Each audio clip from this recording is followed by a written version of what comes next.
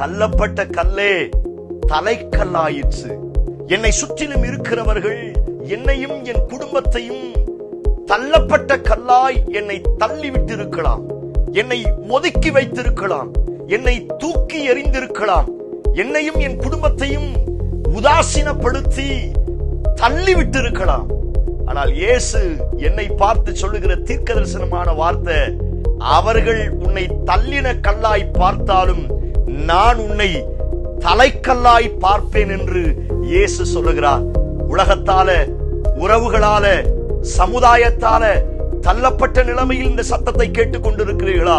இயேசு உங்களை பார்த்து வாக்குத்தத்தமாய் சொல்லுகிறார், நீ தள்ளப்பட்ட இடத்தில் நான் உன்னையும் உன் குடும்பத்தையும் தலைக்கல்லாய் மேன்மைப்படுத்தி ஆசீர்வதிப்பேன் என்று இயேசு சொல்லுகிறார்.